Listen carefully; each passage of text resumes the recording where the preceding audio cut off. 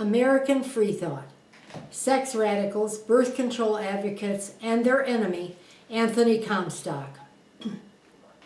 The books and articles referred to in the talk may be found in the bibliography at the end of the written lecture, American Freethought, Sex Radicals, Birth Control Advocates, and Their Enemy, Anthony Comstock, at AtheistScholar.org. There are two earlier lectures, Robert Ingersoll and the Golden Age of Freethought, and Anarchism, Atheism, and Emma Goldman, at AtheistScholar.org and on YouTube, which discuss issues during the same time span as the current talk. And it is suggested that they be read together in order to form a more complete picture of United States Freethought during the Gilded Age until the beginning of the First World War. The topic of this lecture will be the continuation of a discussion begun in earlier lectures about the freethinkers in this country from just before the Civil War, 1861 to 1865, to just before the First World War, 1914 to 1918, and a little beyond. Many American freethinkers were advocates of free love and of birth control. They wanted both information about birth control and devices to be made freely available to all Americans. We shall be glancing at some of their influences, ideas, and attempts to carry out their theories in the real world, to test their ideas' relevance and workability. We shall be encountering an interesting, vibrant, and feisty group of thinkers and activists. We shall be also encountering their opposite. Those of you who are familiar with this lecture series know I enjoy demonstrating religious villainy, and one of the best examples of crusading religious extremism from the late 1800s to about 1915 was a pious villain whose wickedness stood out from the garden variety of religious fanaticism. That zealot was Anthony Comstock, 1844 to 1915. I shall end this lecture with him and the draconian laws he managed to have passed by the government of the United States. The Comstock laws, as they were known, criminalized the mailing of birth control information and devices through the United States Post Office, and it took years and many court cases to have them repealed. Many of the sex radicals and birth control advocates who were active in the United States, particularly during the Gilded Age, were influenced by European radicalism. But most of our homegrown anarchists and freethinkers were first and foremost people who embraced extreme individualism. Some formed communal living groups, but others were not adverse to the concept of private property. Many of those homegrown freethinkers had their roots in the Puritan tradition of the United States, with its emphasis on personal liberty and conscience. We have already discussed the anarchism of the immigrants who arrived in the United States during the second half of the 19th century. Please see Anarchism at AtheistScholar.org. It cannot be emphasized enough how important the institution of slavery was to the proliferation of our homegrown freethinkers. They were sickened and outraged at the savagery, cruelty, and hypocrisy of the system of slavery. During the years preceding the United States Civil War, 1861 to 1865, Southern slavery was defended by many establishment figures and by many churches and clergymen. Most of the free love radicals and birth control activists began as abolitionists or were firm believers in abolition. I shall be using the term freethinkers more than the word anarchist to describe the people in the movements to establish free love and birth control in the United States, but please keep in mind that most of the people we shall be discussing were influenced by the philosophy of anarchism, some to a greater extent than others. The first group of anarchists I would like to glance at began its activity very early in the 19th century, around the 1840s. There are scholars who regard it as a gathering of anarchists, but I would like to characterize it as more a community of homegrown freethinkers, abolitionists, and free lovers. They were known as the come-outers, or no-organizationists. The group was primarily centered around Cape Cod, Massachusetts, with about 300 people, and there was another small membership among the textile workers of Lynn, Massachusetts. Although they began with a serious opposition to slavery, their anti-establishment ideas soon began to develop into a complete denial of church, government, and all forms of what they termed social bondage, by which they meant marriage and sexual inequality. According to Clifford Harper, the Come Outers renounced money and property, went naked in the summer, and attempted to pursue a life of harmonious self-government. Their society had no written laws and was based on the moral approval of its community members. Two important Come-Outers were the sisters, Sarah and Angelina Grimke, who escaped to the group from what they described as the bondage of the church's spiritual and ecclesiastical plantations. They urged all American citizens to engage in nonviolent resistance to all slavery, to refuse to attend church or pay taxes. Angelina married her soulmate, as she described it, not with a clergyman or a binding of words, but with a ceremony put together with their friends. I have mentioned the National Liberal League before in my lecture on Ingersoll. Please see Ingersoll and the Golden Age of American Freethought at AtheistScholar.org. But I would like to glance at it once more because it was an important Freethought organization formed in the middle 1870s. The ordinary American citizen thought of the members of the League as infidels. The group formulated a series of 9 demands, beginning with urging taxation of church property and the abolition of government chaplaincies. The League was against all public appropriation for sectarian, education, and charitable institutions, and all religious services and uses of religious artifacts in government procedures. According to Halsears, the members urged that religious days and occasions not be recognized by the government and that Sunday laws be repealed.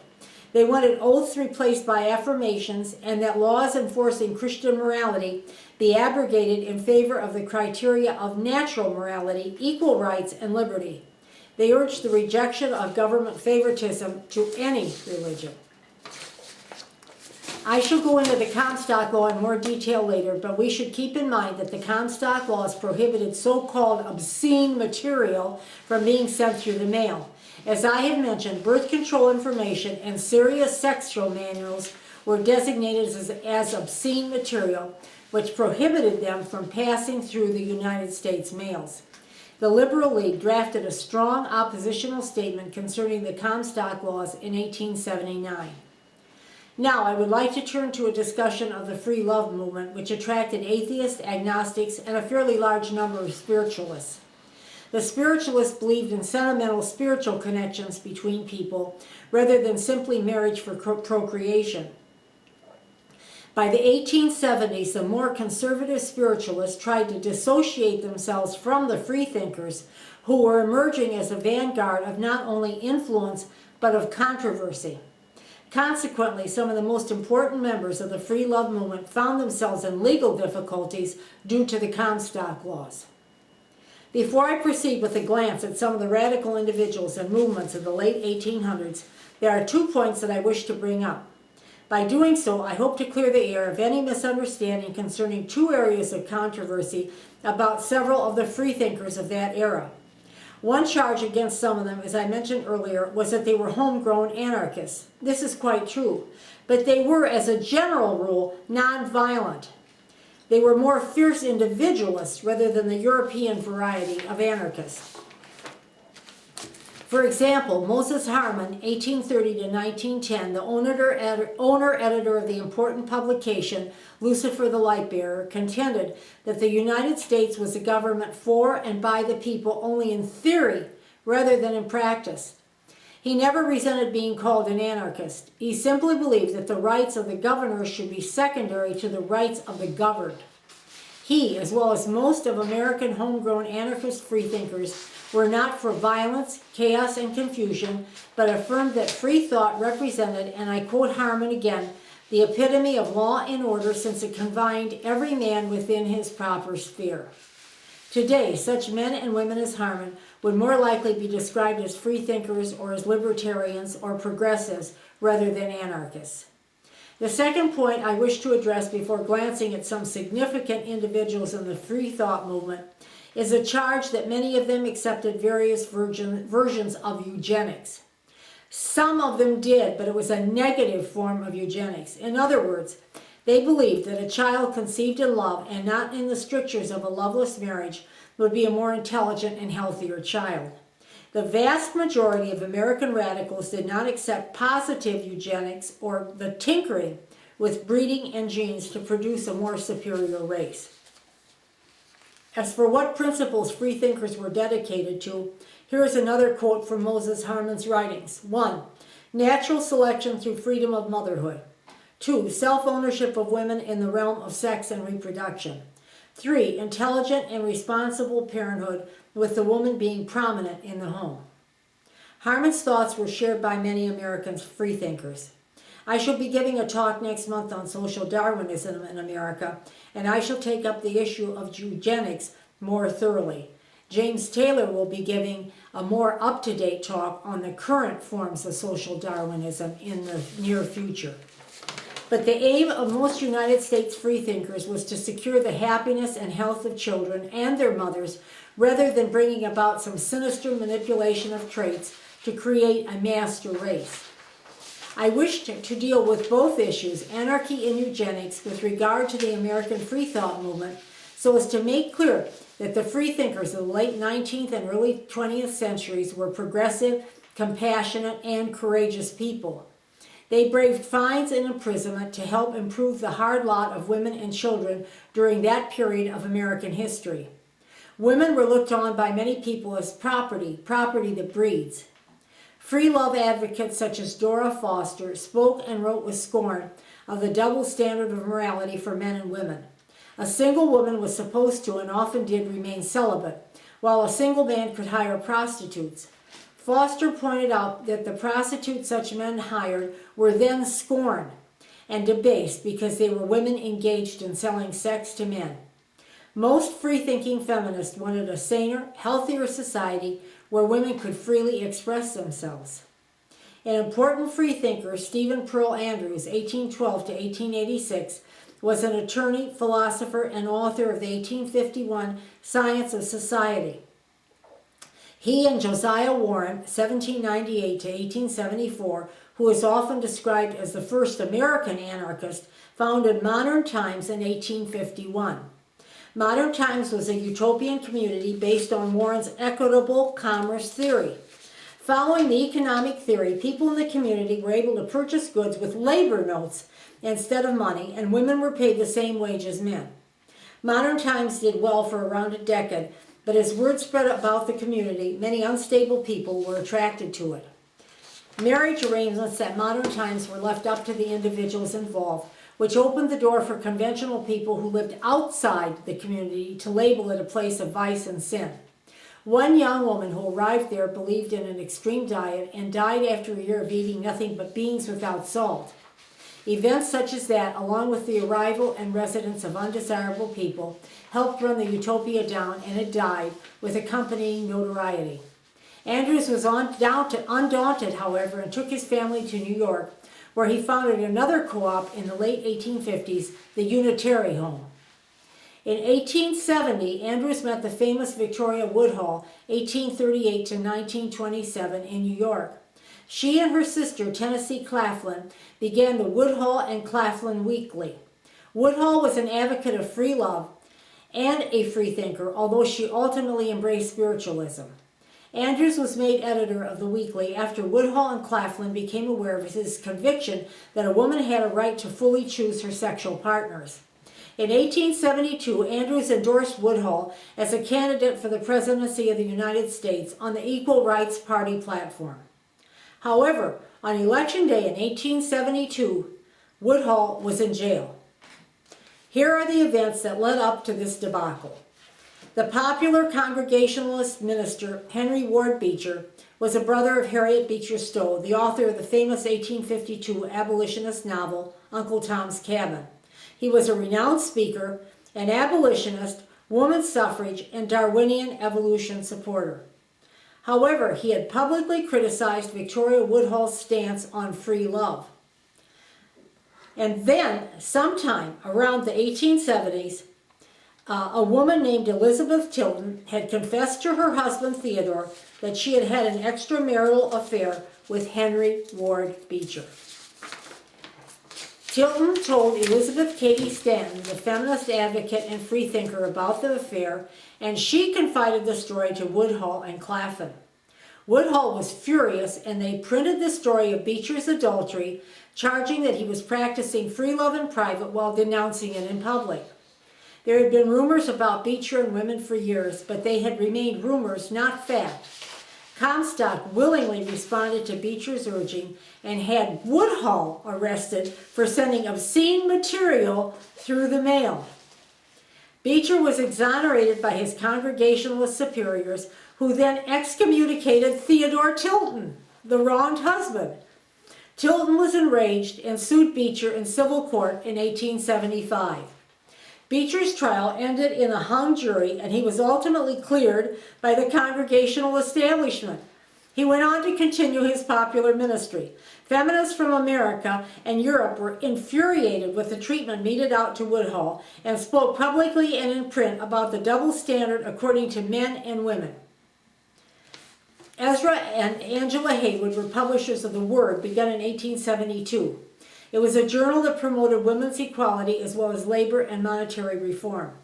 The Haywoods had written earlier pamphlets on women's sexual liberation. I have spoken about the dogged pursuit of Haywood by Anthony Comstock in the Robert Ingersoll and the Golden Age of American Freethought lecture at AtheistScholar.org. Comstock was outraged by Haywood's distribution of his 1876 Cupid's Yokes, which critiqued marriage and promoted birth control. Haywood evaded prison time until he was 61, despite several arrests and trials. Sentenced to 2 years of hard labor, it was found that his health was poor, so he spent most of his sentence assisting at the prison hospital. One of Haywood's arrests was for publishing Walt Whitman's Leaves of Grass, 1855, arguably considered the finest poetry written in the United States. He was also charged at various times for advocating and selling contraceptive devices to women. He died a year after his release from jail, undaunted and still promoting free love to the last. The previously mentioned Moses Harman was another famous publisher of the free love movement. His journal had the rather prosaic initial title of the Kansas Journal. Although not the first publication of the free love movement, it was the most influential and longest running. In 1883, Harman changed its name to the provocative Lucifer, the Light-Bearer. Here is Harman on the significance of the name. While we do not adopt the reputed character of any man, god, demigod, or demon as our model, yet there is one phase of the character of their Lucifer that is also appropriate to our paper, viz., that of an educator. The God of the Bible had doomed mankind to perpetual ignorance. They would have never known good from evil if Lucifer had not told them how to become as wise as gods themselves.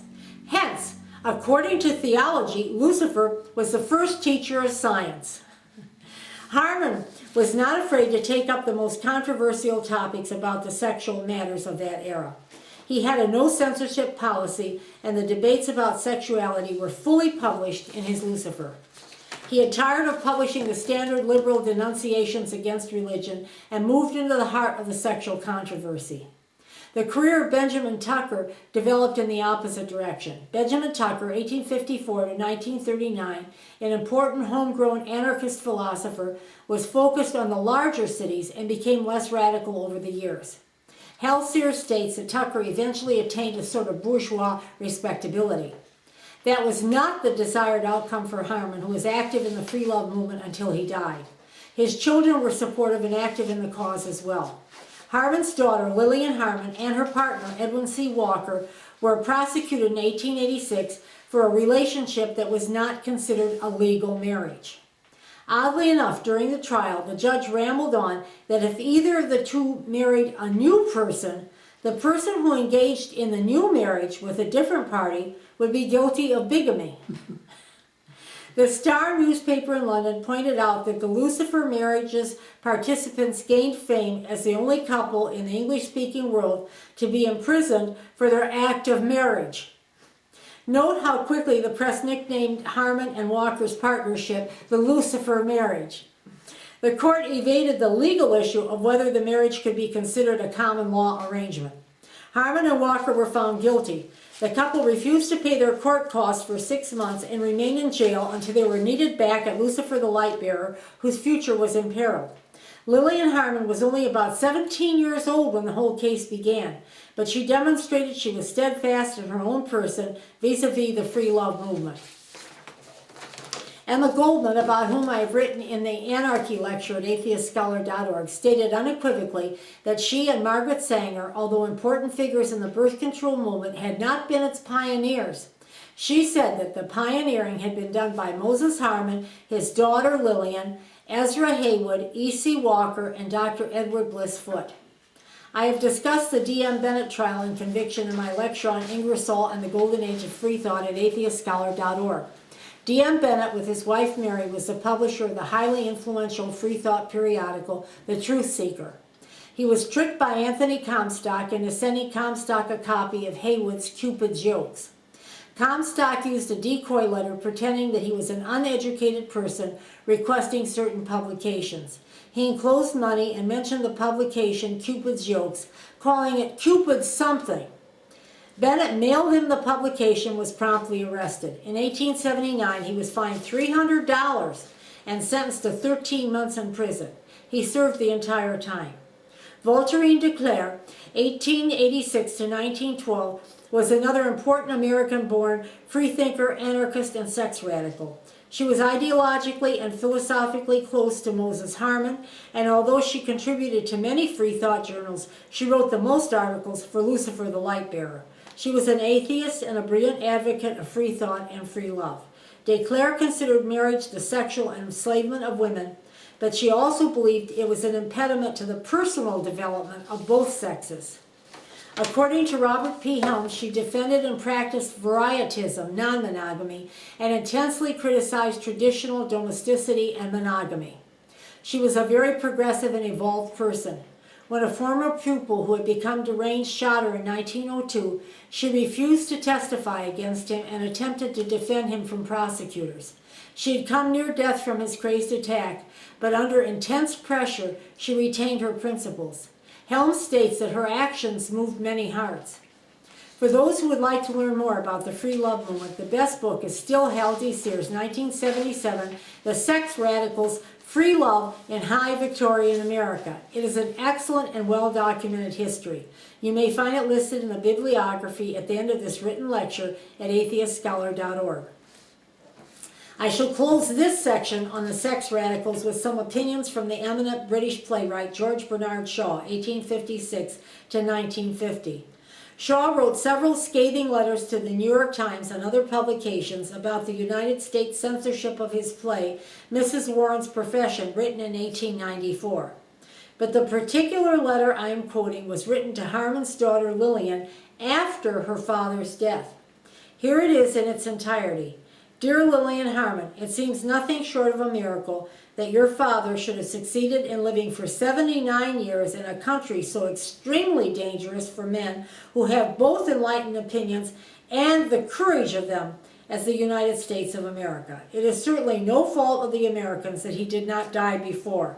That last imprisonment of his was really an outrage to political decency. I am glad to gather from your letter that he escaped the illness and pain that often trouble a good man's end.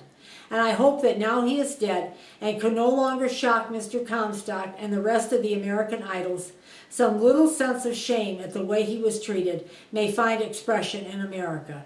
Yours faithfully, G. Bernard Shaw. We should not forget that the conventional marriage standards of the time, as well as its moral standards, allowed many men what Hal Sears calls a practical degree of sexual freedom. The free love movement of the late 19th century America was very different. It demanded that women have the same degree of sexual autonomy enjoyed by men. To achieve this, most free lovers believed that coition should be the woman's choice alone.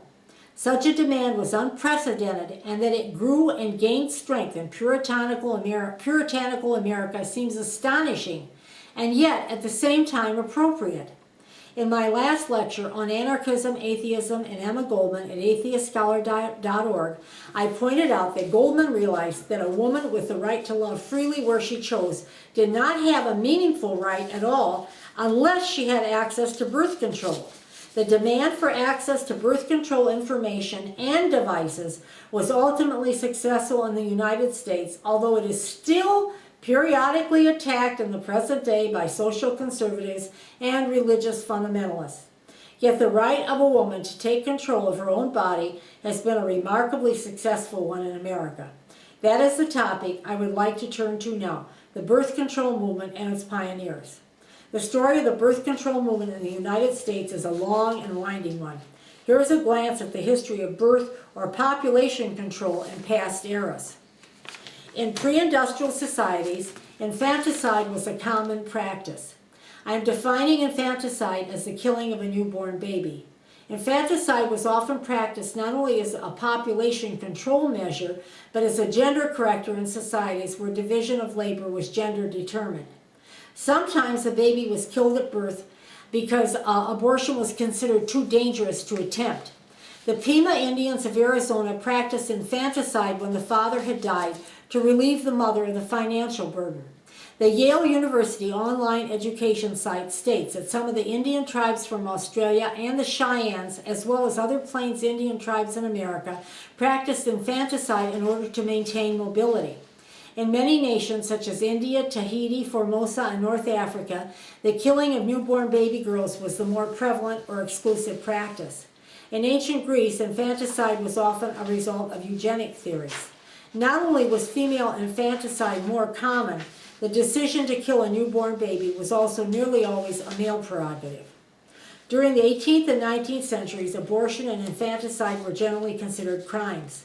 One may look at accounts, however, in trials in newspapers in the 1700s and 1800s to find evidence that such practices were fairly routine. Single women were the most common people to resort to infanticide because of the stigma of bearing a child out of wedlock and or the poverty of the mother. Women in America and elsewhere found guilty of infanticide were often sentenced to death by hanging. Abortion, too, was a frequent practice since ancient times. In both older eras and in modern ones, the most common method of abortion was for the pregnant woman to take some sort of potion. The potions were made of obnoxious ingredients, such as crushed ants, the mild mix of herbs like marjoram, thyme, and lavender, the spit of a camel, and so on. In more modern times, women have used turpentine, castor oil, quinine water, and other noxious substances. There have always been external methods as well. In order to induce abortion, women have resorted to severe exercise, lifting heavy objects, climbing trees, taking hot baths, or sitting over pots of hot steaming liquid. According to the Yale online course, diary accounts and correspondence suggest that abortion was not only commonplace but acceptable in 19th century America. Before the 19th century and even in the 19th, many women, in fact the majority, did not consider abortion a sin. Prior to the 19th century, apparently neither the Catholic or Protestant religions thought of abortion as a sin until quickening, when the fetus was believed to have gained life. Quickening was the moment during which the pregnant woman felt the signs of life, such as movement from the fetus in her uterus. During the 1870s, the New York Times estimated that there were 200 full-time abortionists in New York City and that the abortion safety was quite high. My sources report that in the present day, and most likely during the 19th century, more women have died from internal methods of inducing abortion than from the mechanically induced ones performed by abortionists. During the 1800s, abortion ads were plentiful in the daily papers. But according to Linda Gordon, by the first half of the 19th century, most states in the United States had made abortion a crime at any stage of fetal development. Nevertheless, professional abortionists were in demand in the 1860s and 1870s. When brought to trial, abortionists were often acquitted by juries. During the second half of the 19th century, as there was more public outrage against the practice, medical attacks on abortionists increased. From what historians have been able to piece out from various sources makes clear that both men and women have consistently tried by various means of contraception and, as a last resort, abortion to limit the size of their families. The reasons have been economic, psychological, social, and physical. Yet people with opposite political, social, moral, and religious views and reasons have attempted to deny women the right to birth control. Religious fundamentalists up to the present day attempt to refuse people access to family planning except for the rhythm method or male withdrawal before climax, or the completely ineffective suggestion of abstention from sexual relations. Fortunately, the male condom has been produced in the United States since the 1840s. It was second in popularity to male withdrawal as a preferred method of contraception during that era. The male condom was first advocated as protection against venereal diseases rather than as a contraceptive device. By World War I and its aftermath, even many religious conservatives were forced to admit the condom's serviceability and even encourage its use as a protection from venereal disease. I shall be discussing the religious zealot Anthony Comstock very shortly, but I would like all of us to keep in mind that in 1873, Comstock and his associates and backers pushed through a bill which defined contraceptive literature as obscene and against the law to distribute throughout the country by the United States postal system. The law was not removed until 1932, when Margaret Sanger, the birth control advocate, arranged for a package of diaphragms to be shipped from Japan to a sympathetic doctor in New York City. U.S. Customs confiscated the package and Sanger brought a lawsuit. In 1932, a federal appeals court ruled that the government could not interfere with doctors providing such devices to their patients. Even prior to Comstock's crusade, all abortions in the United States had been banned by the 1860s, except for those necessary to save the mother's life. In 1869, Pope Pius IX declared that all abortions were murder. However, Comstock's attack on the dissemination of contraception information and birth control devices in the United States was lengthy and draconian. He was not only responsible for the passage of the law known as the Comstock Law on the federal level, but also for the passage of egregious birth control laws in 22 states. Many states levied heavy fines on offenders, and some of the laws carried jail sentences for using contraceptive devices. In addition, some of the laws stated that anyone helping the offender in any way, even with advice, was deemed an accessory and would be punished as though they were an offender themselves. It is no secret that one of the most important reasons for attempting to ban contraception in the United States was the desire of both government groups and religious groups to fill factories, industries, and new farming land with people. Others thought the United States would fare better economically and socially with large, stable families. There were additional reasons, such as religious and social conservatives learning that life in the fetus occurs earlier than they had been aware. In the 1870s, most of the early suffragettes advocated celibacy and abstinence for birth control purposes because they were concerned about being accused of aiding immorality. But as the social and religious conservatives increased their campaign to ban sex for pleasure and to contend that marriage was not given up to the making of babies, was immoral, suffragettes began to speak out publicly for birth control. Let us keep in mind that the free love groups from the 1870s and later were always closely related to free thought, agnosticism, and atheism. Freethinkers were passionately resentful of the established Christian church's ability to influence laws and to create restrictive social and cultural norms. During the later years of the 19th century, those cultural and social norms were the reason why most suffragettes, worried about promiscuity and concerned about being accused of promoting immorality, did not go beyond the concept of voluntary motherhood. As I have mentioned, they did not venture further than suggesting celibacy and abstinence for family planning and preventing pregnancy. Free lovers, too, were oddly restrained about advocating the use of contraceptive devices. They entertained the idea that such devices were not natural, and some free lovers had the notion that they interfered with the romantic relation between two people. However, for freethinkers, the concept of free speech ultimately overruled the other qualms they might have had about disseminating birth control information and devices. Therefore, Ezra Heywood decided to publish some ads for a vaginal syringe. He assured his readers, however, that he deplored its use. With characteristic bravery, when prosecuted for obscenity because of the ads, he altered his position to a more radical stance.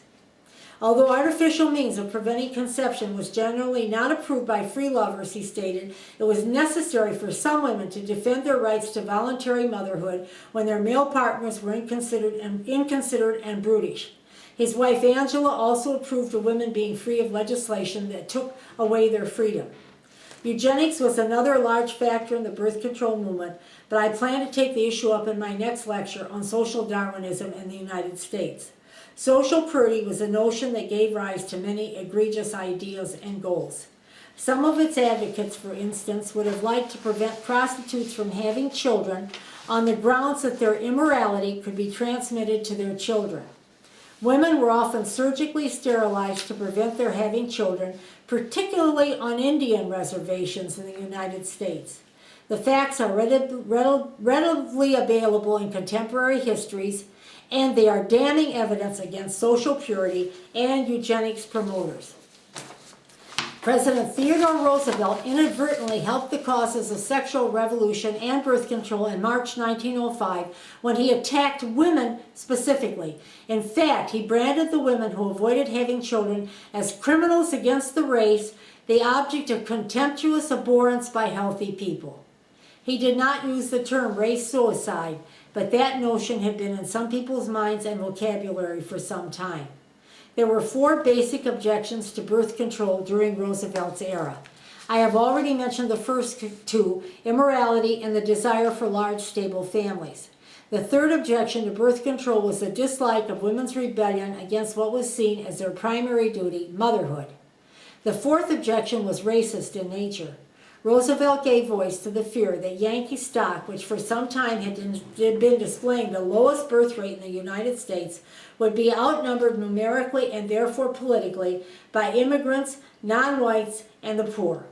The Yankee upper classes saw themselves at the top of the economic and social layers in the United States where they wanted to remain. The concept of race suicide had been brooded about for nearly 40 years before Roosevelt gave it voice. Roosevelt's pronouncement galvanized feminists into coming out publicly for birth control. They began to reject the overdone cult of motherhood and question whether all women should devote themselves exclusively to childbearing. In the meantime, doctors had begun to reverse their earlier prejudiced views against birth control.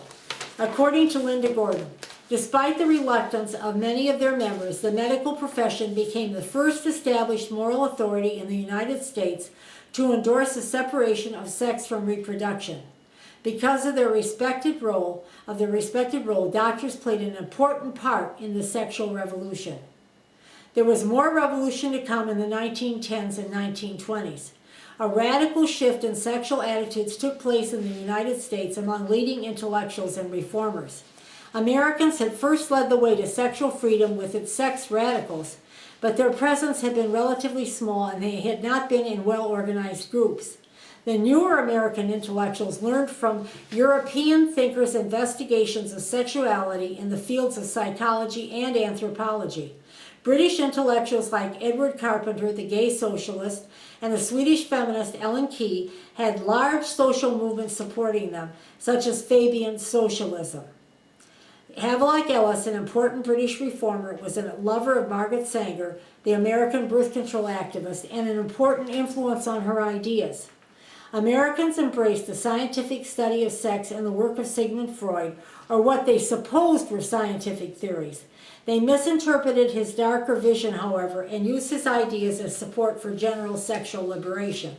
The trend continued during the 1960s and 1970s, and despite fierce opposition from religious and social conservatives, has continued to the present day. Surgical abortion has lost some support among Americans, but new drugs have entered the marketplace which produce efficient and safe pregnancy interruption. The growing incidence of sexually transmitted disease has put pressure on the scientific community and pharmaceutical industry to try to discover safer and more efficient drugs for interrupting pregnancy and for protection against sexually transmitted diseases. I have no doubt that the future will bring such innovations to pass. Now I would like to glance at some important figures in the early birth control movement. For women who wish a more developed view of the women in the birth control struggle, I recommend Moira Davison Reynolds' volume, Women Advocates of Reproductive Rights.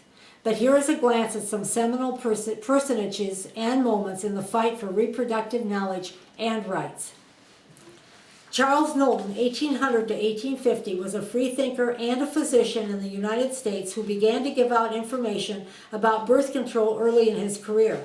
Around 1832, he wrote his recommendations into a small pamphlet which he self-published anonymously. The pamphlet was titled Fruits of Philosophy, or the Private Companion of Young Married People by a Physician. He toured the state of Massachusetts lecturing and selling copies of his book. Knowlton recommended douches, one of which would have been effective and one that was not. He was fined and jailed for 3 months in Cambridge, Massachusetts in 1832. The result was greater publicity for Fruits of Philosophy, and Freethought presses kept reprinting it throughout the 19th century. The news about the book spread to England and led to the famous 19th century trial of Annie Besant, a freethinker who later turned to spiritualism, and Charles Bradlaugh. The two of them tried to distribute Knowlton's Fruits of Philosophy, and the pamphlet was allowed to go through several printings. Then the English authorities suddenly cracked down on it, possibly because of its additions. The freethinker, George Drysdale, had updated the publication and added descriptions of the sponge, the utilization of the safe period, coitus interruptus, and the condom. In 1876, the pamphlet was seized and the bookseller sentenced to 2 years in prison. Besant and Bradlaugh continued to distribute the new version of Fruits of Philosophy. They were both arrested and put on trial in 1877. The jury found the book was calculated to deprave public morals, but that Besant and Bradlaugh had no corrupt motives in distributing it. The judge oddly decided that this meant the two were guilty, but despite being sentenced to fines and prison time, they ultimately won their case on appeal. They continued to publish Fruits of Philosophy despite official warnings against doing so, and were never bothered again. The American freethinking physician Edward Bliss Foote, 1829 to 1906, published Medical Common Sense in 1864, which contained 4 methods of birth control, 3 of which were effective. Although due to the Comstock laws he could not mail it out, the book was bootlegged in other states, and Foote sold it in New York. His wife, Dr. Mary Bond Foote, was also a physician and a freethinking advocate for birth control, as was their son, Edward Bond Foote. Emma Goldman, the anarchist and free love advocate, and her companion, Dr. Ben Reitman, 1879 and 1943, were influential birth control activists.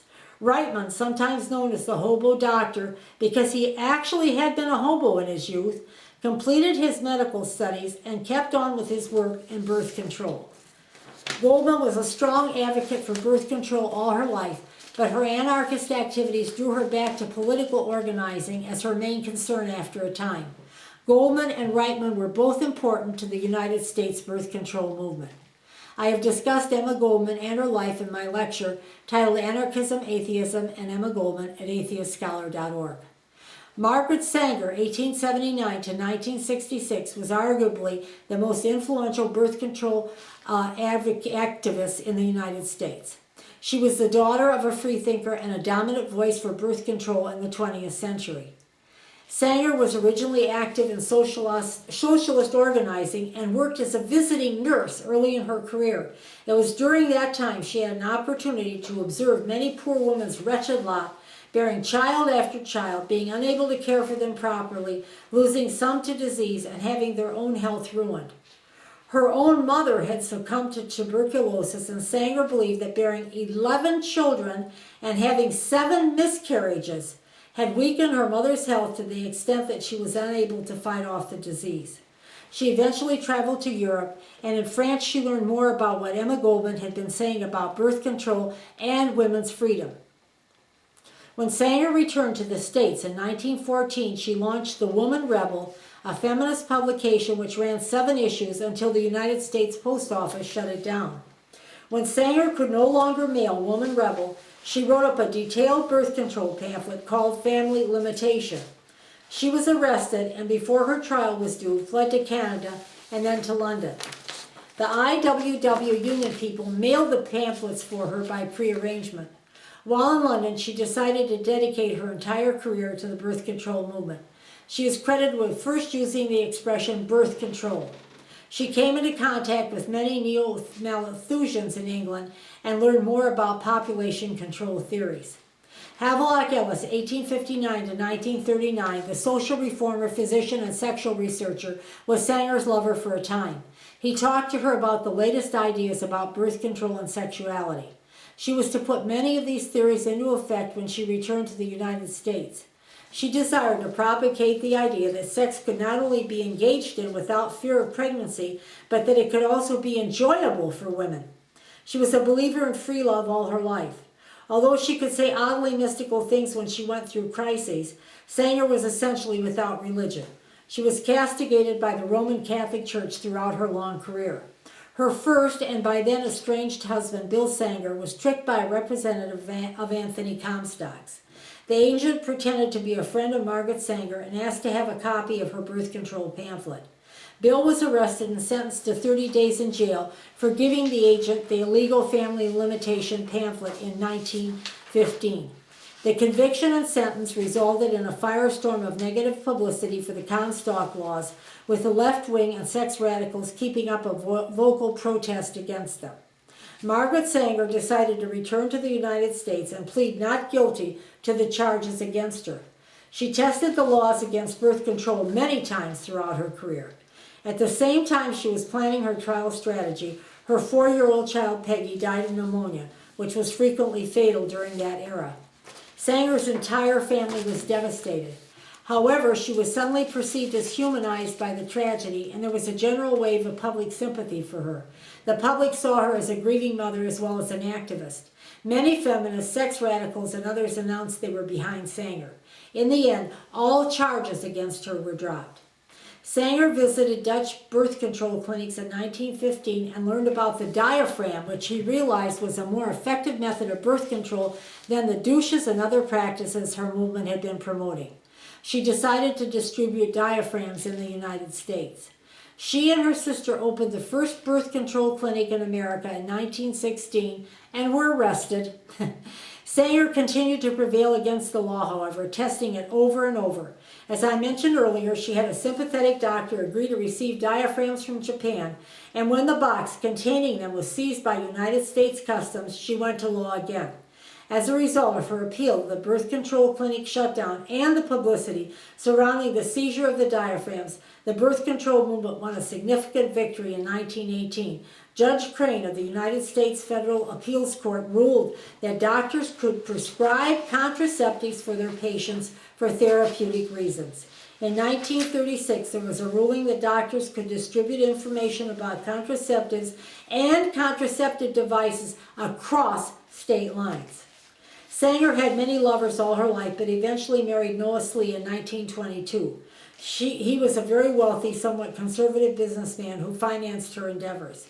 The publicity she had garnered by her activism inspired many people to support her cause, and more money came to the birth control movement as a result. By the time she had married Slee, she had begun to distance herself from the radicalism of her earlier years in a successful attempt to gain support from the American middle class. Sanger was a founder of the American Birth Control League in 1921, which eventually became the Planned Parenthood Federation of America in 1942. She is rightly considered the founder of the Planned Parenthood Federation. Before that, in 1937, the American Medical Association approved birth control as a topic for medical schools, in effect endorsing birth control. Sanger's culminating act was to partner with another wealthy birth control activist, Catherine McCormick, to sponsor vital research to create a birth control pill. They provided the financing to allow another freethinker, Gregory Pincus, to develop a commercial birth control pill in 1950. Without Sanger and McCormick's help, Pincus might never have made the scientific breakthrough that led to the pill. Sanger alone raised over $150,000 for the research. McCormick contributed $2 million from her personal fortune. The pill Enovid was approved for usage by the FDA in 1960. Needless to say, such an important and significant development in birth control and family planning was extremely dismaying to religious and social conservatives. According to Vern Bullock, effective birth control and later safe and effective abortions are among the major contributions to society for which freethinkers deserve credit. Now that we have glanced at the important activities of the American sex radicals and birth control activists during the late 19th century and into the 20th century, I would like to turn to their most venomous and effective enemy during that time period. His story is a cautionary example of what happens when exaggerated power is bestowed on a religious fanatic, and how such a zealot can misuse his power to hold back significant and needed social progress. This is what happened in the United States. The secular community needs to pay heed to the history of this man and resolve to never let such a religious fanatic rise to unprecedented power again. Anthony Comstock was born in 1844 in New Canaan, Connecticut. His father was a prosperous farmer and his mother was a strict Congregationalist, in other words, a Puritan. Although she died when Comstock was only 10 years old, her faith was embraced by her son, who went on to become a true religious demagogue and persecutor of American citizens, particularly free lovers and birth control advocates. He would combat freethinkers and atheists as well during his attempt to bring repressive and regressive morality to the United States. To achieve his goal, Comstock engaged in cruelty, dishonesty, trickery, and vicious behavior. He was able to find supporters for his cause who helped finance and support him over the years. When people like Comstock are allowed to gain power and try to turn back the clock on reform, it takes many years to undo the legislation they have been instrumental in promoting. During that time, innocent people and their families suffer. I am gratefully dependent on Robert P. Helms, Linda Gordon, and Case Western Reserve University's online site for the information I gathered for this part of my lecture. By the time Comstock was 18, he distinguished himself by shooting rabid dogs in his area and destroying a whiskey still near his home. Apparently, he believed that the devil was omniscient in his temptations, so if one did not engage in any impure thoughts or behaviors, they would be able to be perfectly righteous. Comstock became a Union soldier for the last 18 months of the Civil War. He was stationed in a relatively peaceful area of Florida and saw almost no real battle action. This gave him ample time to wage war against the use of tobacco, alcohol, gambling, and atheism through the Christian Commission. He was an active participant in that Christian group, which was created by the Young Men's Christian Association, or the YMCA. He was most active in the group's mission of sending ministers to the Civil War battlefields in an effort to enlist the government in the battle to keep the soldiers moral. The commission actually managed to get a provision in the 1865 Post Office Bill that made it a misdemeanor to send obscene books or pamphlets through the mail. Comstock found Protestant ministers to lecture to the troops and organized countless prayer meetings as well. After being made the lay head of an Episcopalian church in St. Augustine, Florida, he refused to allow soldiers to use the church for singing and pleasures. In his 1864 diaries, he described how his fellow soldiers wrecked his bed and gear out of resentment for his strident piety. Comstock made his way to New York after the war, working as a clerk in a dry goods store, but continued and increased his work with the YMCA. After a few years, he settled in Brooklyn, New York. His cause and the Y's cause meshed during that era as the YMCA was occupied with the behavior of young men during their recreational hours in the city. The young fellow's free time was much occupied with gambling, drinking at saloons with pretty waitress girls, and reading so-called obscene literature. Comstock believed such literature led young men to brothels. He maintained that obscenity and drunkenness were twin evils. During that time period, he actually married a young lady by the name of Margaret Hamilton. It is important for us to keep in mind that all sorts of erotica, pornography, and prostitutes freely circulated around New York during that era. Contraceptives and abortion services, as I have mentioned, were very available in the city. Comstock claimed to have lost a friend to the moral decay caused by the temptations of the city. With the help of the YMCA, Comstock began his moral crusade. He would go into the shops of retail merchants, book dealers, and others who sold the offensive material. Pretending to be a customer, he would buy a sample, take it to a police magistrate as evidence, and have the merchant arrested when he could. Comstock quickly expanded his efforts to publishers and express drivers who transported the objectionable material, and even to the printers who printed it.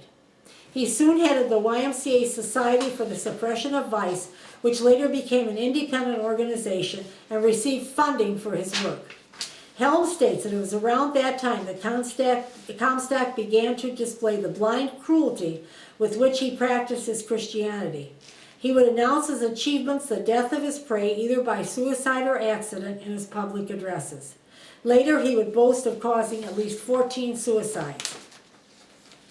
On the eve of going to federal prison for distributing her self-published pamphlet on birth control, one of his victims committed suicide in 1902. The woman, Ida Craddock, left a long letter denouncing Comstock as a sadist, a person in whom, she said, the impulses of cruelty arise concurrently with the stirring of sex emotion. I have mentioned the arrest of Victoria Woodhull and her sister in 1872 for exposing the Beecher-Tilton extramarital affair. After being released from a month in jail, the sisters began slamming Comstock again in their paper. He rearrested Woodhull, once again demonstrating his penchant for persecuting people who disagreed with his moral crusade. He also detested Woodhull's spiritualism. His lack of success in getting Woodhull convicted unfortunately strengthened his case to have a federal obscenity law enacted that would have teeth when he took his crusade to Washington. In 1872, as I have mentioned, Comstock and his followers founded the New York Society for the Suppression of Vice. A similar organization was begun in Boston. Virtually all the members of both groups were millionaires, in the social register, professional men or businessmen. Comstock tried to convince the public that obscenity threatened the well-being of children, and the ploy was successful in some cities, but not all. When he was able, he did great harm to people with alternative opinions on sex, marriage, birth control, abortion, women's rights, free thought, and so on. Comstock finally reached the pinnacle of his career as arbiter of public morals. On March 1, 1873, Congress passed the Act for the Suppression of Trade in and the Circulation of Obscene Literature and Articles of Immoral Use, which became known as the Comstock Act. The power-crazed Comstock was appointed a special agent of the United States Post Office. He was given police powers to seize obscene or otherwise objectionable material and to arrest those people who sent them through the mail. According to Helms, the passage of the law was Congress's first anti-obscenity act. It had been prompted by lobbying from Comstock and his cohorts and aided by a public display of obscene materials such as dime novels and contraceptives. Spiritualist literature was thrown in for good measure. The entire public exhibition was authorized by the Vice President of the United States, Schuyler Colfax. Interestingly enough, at the same time as the display of obscene materials and the passing of the obscenity law, there had been a corruption scandal in Washington over financing concerning a railroad company that involved many congressmen, including the Vice President. Comstock cleverly used the public outcry for more morality in the country to target not politicians and business, but ordinary citizens. It is important to remember that the United States was in one of its periodic and distasteful religious revivals during that era, which increased the urgency to stamp out sin and vice. Someone like Comstock had the opportunity to flourish in such an overheated atmosphere. Please see Ingersoll and the Golden Age of Freethought at AtheistScholar.org for a more detailed discussion of the American religious revival. In the Ingersoll lecture, I glanced at Comstock's two famous 1887 cases against free lovers and free thought exponents. As I mentioned earlier, one of the victims was Ezra Heywood for distributing Cupid jokes and sexual physiology. Comstock physically seized Heywood during a convention, saying he had looked over the audience of about 250 men and boys, and I could see lust on every face. George Bernard Shaw, the eminent British playwright, most likely coined the term Comstockery to describe the draconian and hypocritical acts committed in the name of decency in the United States at that time. Comstockery was in full flower at Heywood's trial. The judge refused to let the jury see or even hear any part of the text that were supposedly so offensive. The defense was not allowed to call any witnesses or explain the contents of the publications. The only questions that were allowed were for the purposes of ascertaining that the material had been mailed. Comstock's assertion that they were obscene were accepted at their face value. Haywood was convicted, sentenced to 2 years in jail, and fined $100. As I mentioned earlier, a week after Haywood is arrested, D.M. Bennett of the Truth Seeker was arrested and ultimately fined and sentenced to 13 months imprisonment. Here is Helms on the disastrous consequences of the trial's outcome. The ruling on this occasion by Judge Samuel Blanchford would serve as a standard in obscenity cases in the United States for 50 years. The ruling relieved the court and any future courts in America of any need to spell out on the record just what was obscene about the material in question when it was introduced as evidence in an obscenity case. It gave Comstock and his people enormous latitude in defining what was obscene according to their subjective opinions. The American establishment, or parts of it, may have endorsed Comstock, but he was hated by many citizens. When a man named James Conroy was arrested in 1875 for publishing obscene literature, he severely slashed Comstock's head and face with a knife. When Comstock arrested a physician, Sarah Chase, for violating the Obscenity Act, a grand jury found his case bogus. She charged Comstock with causing her financial losses and other difficulties and had him arrested, but he posted bail for the $2,500 and was released. According to Helms, Comstock and his assistant cornered Fanny Hoffman in her home in 1879 and physically prevented her from calling for a policeman. They had not identified themselves as agents of the post office, and she was frightened that they were criminals. A magistrate named Poole threw Comstock out of his court in 1905 when Comstock insisted it was up to him to judge the matter about material the judge had not found obscene. Poole shouted, "I don't want to hear it. Get out of this court." Comstock was additionally determined to attack art students and galleries. There was a famous or infamous story, a true one, of his walking into the Art Student League in New York and asking to see a copy of the American Student in Art. He then arrested the lady who handed it to him and proceeded to confiscate the entire stock of the journal. Such proceedings garnered ridicule from the art circles of the country and even reached the shores of an incredulous Europe.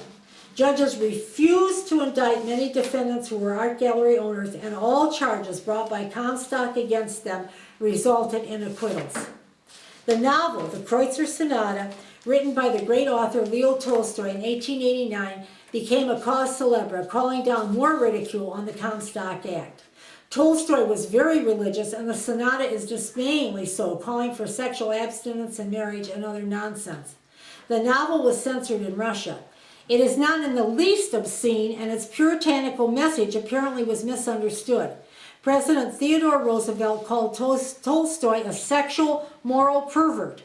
The United States Post Office banned newspapers that were mailed from publishing serialized versions of the novel. This was confirmed by the Attorney General in 1890. But in reality, the Kreutzer Sonata case involved a business dispute between the aforementioned Benjamin Tucker, the novel's publisher, and Wanamaker's department store. Tucker claimed the store had missed the deadline for a discount on an advance order for the book. John Wanamaker was Postmaster General at the time and decided to punish Tucker for not allowing his department store the discount. Tucker proceeded to humiliate Wanamaker in the daily papers, and many important people agreed with him. New York and Pennsylvania courts lifted the ban, but according to Helms, before the affair was over, 6 street peddlers in Philadelphia were arrested and jailed for selling the Kreutzer Sonata.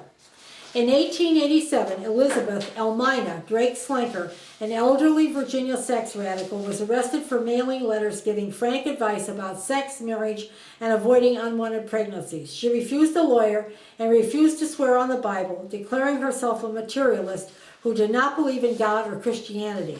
Aunt Elmina, as she was called, said her work in sex education was a service to humanity. First found guilty, she was ultimately acquitted. I have mentioned the case brought against Margaret Sanger's husband Bill earlier in this lecture. Anthony Comstock died of pneumonia in 1915 while the trial was going on.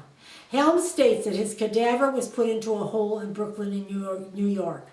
Prior to that, and I am quoting Helms, it is without doubt that by the beginning of the 20th century, this soldier of Christian decency had earned the reputation of a callow, brutal, and power-drunk religious extremist who was out of touch with the times. Margaret Sanger, as previously mentioned, repeatedly challenged the Comstock laws. In 1961, note the date, 1961, two women physicians, Buxton and Griswold, opened a birth control clinic in Connecticut. That state had the most draconian laws banning birth control in the country. The two doctors were arrested and fined. The Planned Parenthood League appealed the Griswold versus Connecticut case, and in 1965, the United States Supreme Court struck down the 1879 birth control law as unconstitutional. After 86 years, birth control could be used legally in Connecticut. In 1972, the Supreme Court legalized birth control for all citizens of the United States, irrespective of marital status. In 2013, one brand of emergency contraceptive pill, Plan B One Step, became available without a prescription on drugstore shelves. The religious right and social conservatives continue to introduce legislation to limit birth control access and emergency contraception, as well as attempting to remove abortion access and abortion rights in the United States. They attack Planned Parenthood on every possible occasion and every pretext. We must fight them at every step of the way. Many members of such groups are religious fanatics and or self-serving opportunistic politicians. We've seen the horrors perpetrated by religious zealotry from the time of the Christian Inquisition to the present-day Middle East theocracies. Such injustices occur when religion is allowed to run rampant and impose its beliefs on all people. The secular community must fight them in court, in the press, on the web, and try them in the court of public opinion. Let us expose their cruelty, their hypocrisy, and their attempts to take the United States back to the Middle Ages. If we stand firm, we shall continue to win this battle and preserve sexual freedom and the freedom to choose for future generations. We must continue to assert our legislative rights and petition our lawmakers to reject draconian attempts to derail family planning and abortion rights. Women are not breeders or receptacles, nor are children property who are brought into the world by unwilling and often abusive parents. The religious would have us believe the world would be better if their backward and vicious policies were put into effect. We only need point to countries that restrict birth control and abortion to see the misery, need, and violence that ensues under such policies. Let us not allow such fanatical, hysterical, and erroneous laws to ever enter our society again. Religion must be restrained, and it is the responsibility of our secular society to keep faith-based policies from ever becoming the law of our United States. Thank you for your attention. I am looking forward to our discussion.